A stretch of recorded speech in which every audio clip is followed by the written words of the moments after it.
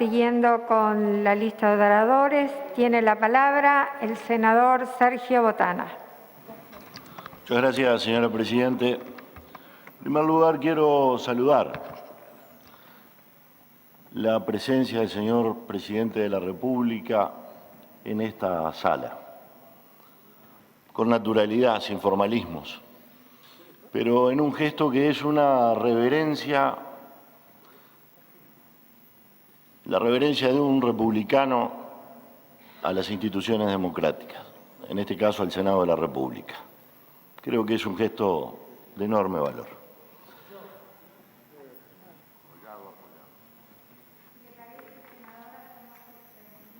Al resto de quienes los acompañan, que son conocidos también de la casa, así que nos adherimos al saludo. Y aprovecho, ya que Por favor, puedo señor. dar una información, nos acaban de trasladar información que desde el inicio mismo de esta sesión nos han estado siguiendo sostenidamente a través de todas las formas que hemos tenido, ya sean Facebook, Twitter, Instagram y el canal que era tradicional, sostenidamente más de 270 personas, sostenidamente, es decir, permanentemente en realidad, con oscilaciones obviamente según los horarios. Pero creo que era una buena noticia en virtud que había preocupación de varios legisladores y que a través de los equipos del Senado se pudo dar respuesta a la mayor transparencia que podíamos tener en una sesión de estas características en vistas de la situación sanitaria. Así que me parecía importante intercambiar con los senadores y con las senadoras este dato. Señor senador. Por favor. Por una interrupción tiene la palabra el senador Vergara y después el senador Coutinho. Mientras hacía uso de la palabra, obviamente no me percaté que a mis espaldas estaba presente el presidente de la República. Ahí está. Quiero reafirmar las palabras del señor senador Botana en el reconocimiento a su presencia y obviamente es un elemento que realza esta sesión porque realmente estamos abordando una ley importante para el país que muestra, como decíamos recién, la madurez del sistema político, aún en las diferencias. Gracias, señor senador. Senador. Tiene, por una interrupción, el senador Coutinho. Sí, presidenta. También como bancada del Partido Colorado, no nos parece un gesto menor que el presidente de la República esté siguiendo tan de cerca esta sesión y, por lo tanto, como partido integrante de la coalición, queremos saludar su presencia y también Vergara y el senador Vergara decía algunas que otras palabras que hubiera dicho si no hubiera pedido la palabra, que es, mientras un representante de la oposición criticaba tanto este proyecto de ley que varios estamos impulsando, el propio presidente lo está siguiendo con su presencia. Así que de este Uruguay y de este tono de tratar estas diferencias y este tipo de leyes, ojalá siempre se trate este Senado de la República. Muchas gracias, presidente. Muy bien, senador. Muchas gracias, señora Presidenta. Varios señores senadores, el senador Gandini, el senador Tabaré Viera, el senador Carlos Daniel Camí, hicieron mención a las palabras de Selmar Michelini en oportunidad de el tratamiento de la Constitución de la República del año 66, que introdujo el mecanismo de la ley de urgencia. Dice, en las leyes de urgencia el Parlamento mantiene intactas sus facultades y posibilidades y puede, por supuesto, rechazar expresamente cualquier proyecto del Ejecutivo. Lo único que tiene es la obligación perentoria e inaplazable de reunirse y emitir opinión. Y en caso de que así no lo haga, el correr de los plazos permitirá la afirmación y validación del proyecto del Poder Ejecutivo. En lugar de que el tiempo juegue a favor del desinterés y la inoperancia, cuando no la insensibilidad de un grupo de hombres, las leyes de urgencia obligan a que los plazos sean un elemento a favor de las soluciones que se propongan. Y sigue este texto. este sabio aporte de Selmar Michelini. Quiero aclarar que ninguno de los que ha utilizado este texto, y mucho menos quien habla, cometería el sacrilegio de enrostrar en el debate dichos de un sagrado del vallismo y de la izquierda con ánimo de destrucción. Lo utilizo sí como respetuoso fundamento y para que asumamos conciencia del imperio de las circunstancias en los tiempos en que nos toca decidir las cosas. Las herramientas siempre son relativas. Lo que no debe cambiar, lo que no cambia, es la esencia, los principios, los valores, las convicciones fundamentales de cada uno de nosotros. Las herramientas son eso, herramientas, que deben sí ser respetuosas de un sistema, pero no son otra cosa que herramientas. Por lo cual, creo que hemos hecho el mejor de los usos de esta herramienta. El Gobierno consiguió sus valiosas metas.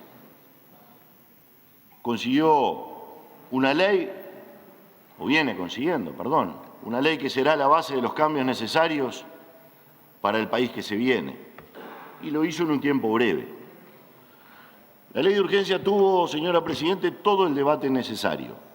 No tuvo seguramente tiempo para la cháchara discursiva, ni para largas negociaciones entre nosotros, para reflejar nuestros eslóganes políticos o nuestros eslóganes de campaña. El debate fue exigente y fue completo. Fue a la esencia de los temas. Fueron días en los que las organizaciones pusieron encima de la mesa sus opiniones más importantes y consiguieron sus claros resultados. El Gobierno escuchó al país, escuchó a la interna partidaria, a los partidos de la coalición y a la oposición.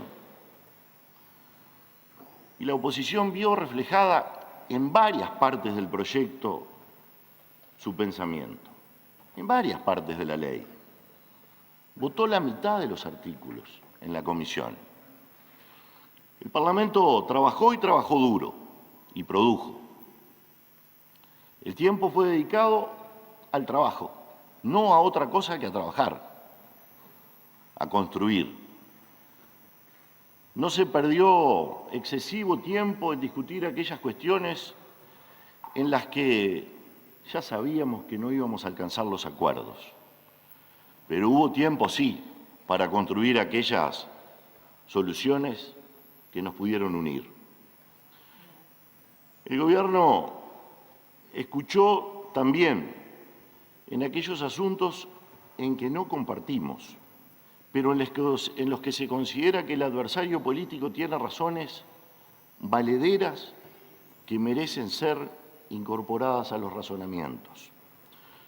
Hubo preocupación por eliminar de la legislación todo aspecto que pudiera ser lesivo de intereses o de principios de una porción de la sociedad.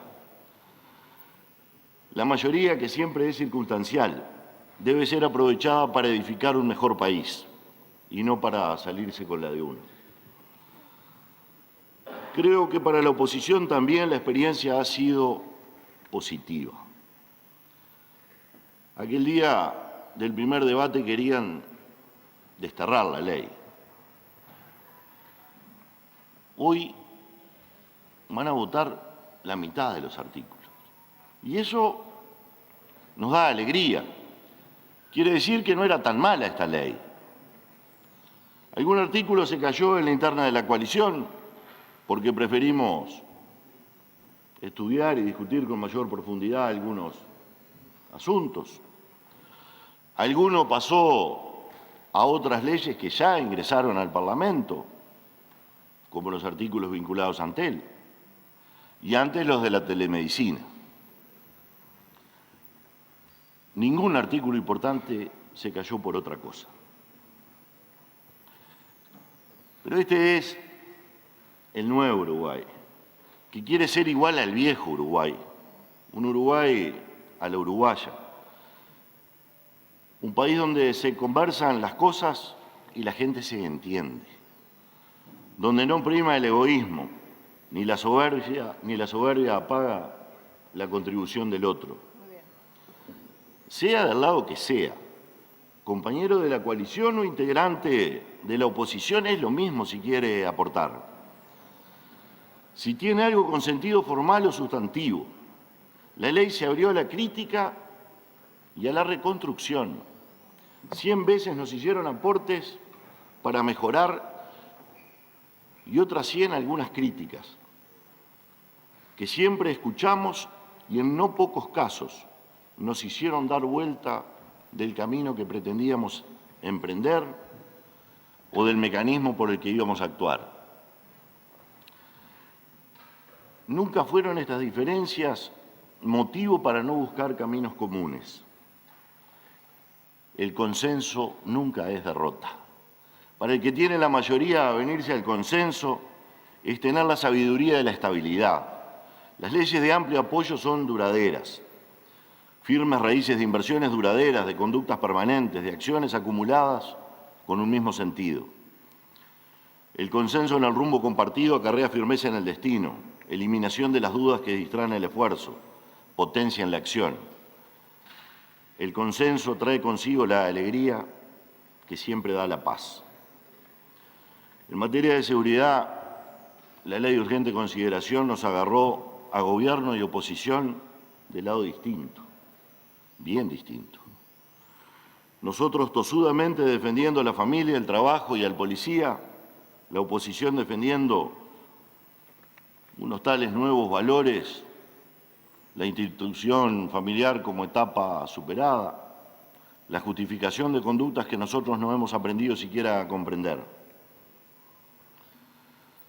Aún no llegamos a comprender los valores de la sociedad que se propone.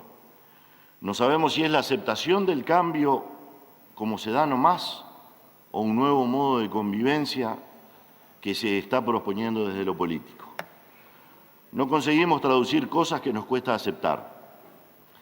Seguimos creyendo en la familia, en la paz, creemos en el trabajo y en su defensa como medio del progreso de la sociedad y no únicamente como espacio para la disputa de intereses políticos. Creemos en la libertad de andar por las calles, de ir a una parada, de esperar el ómnibus con tranquilidad, de caminar el barrio, de vivir en la casa sin que nadie ingrese a llevarse todos los sueños, a romper para siempre el tiempo futuro. Creemos que el policía es un trabajador, el que tiene la misión de protegernos y al que debemos proteger. Cuando en la desesperación recurrimos a la ayuda policial, a ninguno de nosotros se nos ocurre pensar en que es un gatillo fácil. Lo vemos como nuestra única protección. Y eso es. Entonces, ¿por qué desconfiar de su actitud? ¿Por qué mantener una presunción negativa de su acción? ¿Por qué mandarlo a trabajar con el peso de una acusación? ¿No será mejor respaldarle, mostrarle la confianza en él y en su trabajo? Esto es así. Pero yo debo decir que confío en que el mañana nos encuentre a todos. Confío en el diálogo. Y el tratamiento de esta ley es lo que más me alienta a ese sentimiento. Si pudimos dialogar y acordar tantas posiciones en tantos temas, nada nos impide ensayar un diálogo para acordar posiciones. A uno nos tocará comprender algunas posiciones y a los otros entender lo que nos pega tan duro. Seguramente podamos conseguir actitudes comunes y estables, con fuerte base de entendimiento político que traduzcan un sentimiento mayoritario, que preserven unos valores y sepan comprender otras realidades en un entorno de paz social. Ese es el desafío de esta generación. El distintivo de los protagonistas de este tiempo debe ser esa capacidad de construcción compartida, de crear el Uruguay como lo soñamos los uruguayos. Nuestros sueños nunca son de conflicto y disputa, siempre son de abrazo entre todos. Nuestra generación vio y soportó el Uruguay partido al medio. Vimos la victoria y el aplastamiento hegemónico de unos y el ansia de revancha en el triunfo de los otros. Ahora vino otro tiempo. Llegó el tiempo del Uruguay. No es tiempo de un signo u otro signo, es el tiempo de todos. Demostramos todos que ese es el mecanismo que hemos elegido. Lo demostramos prontamente, apenas ha empezado esta legislatura y lo hemos demostrado con hechos. Y el tratamiento de esta ley ha sido la prueba. Todos tenemos conciencia de que hay cosas que no se pueden demorar. La indefensión de los inocentes, la indefensión del hogar de la gente, devolver al país la policía en la campaña y la policía caminera, la protección al que protege, impedir que nuestra cultura y nuestro deporte sucumban frente a los vándalos, darle al Estado una inteligencia que permita enfrentar el delito con eficacia, que la educación eduque, que los directores dirijan, que el Estado no gaste con irresponsabilidad, que los beneficios del Banco de la República o los de la UTE, que siguen siendo nuestra platita, se destinen al progreso y no al despilfarro, que la pequeña empresa viva y se le ayude, que los combustibles sean energía para el desarrollo y no simples medios recaudatorios, que se independice al que regula y al que controla para que evite el desvío, que el Estado compre lo que debe comprar y del modo que debe comprar y que lo haga en todo el territorio de la República y en todo el territorio por igual. Que no se use el mecanismo de agilidad estatal ni para evadir la competencia ni para pagar más caro. Que se respete al que quiere trabajar y producir. Que se tienda una mano al colono, que se fortalezca nuestra cadena de producción exportable. Que se cuide a los animales, a todos los animales. Que se proteja la naturaleza y el trabajo con tanta fuerza como equilibrio. Que las relaciones laborales sean relaciones de trabajo y no fuentes de discordia. Que la banca no se sirva del sudor del trabajo nacional. Que el techo sea más fácil de conseguir, que no se le siga metiendo la mano al interior, que los niños que esperan un hogar lo puedan tener sin que siga pasando el tiempo eterno. Esta ley modificará estos aspectos imprescindibles, algunos completamente, otros de modo parcial. La pandemia ha hecho que el alcance de esta ley se quede corto. Otras cuestiones tan imprescindibles como las señaladas estarán esperando. Esperemos que nadie nos tenga que avisar que esas otras cosas también son de urgente resolución.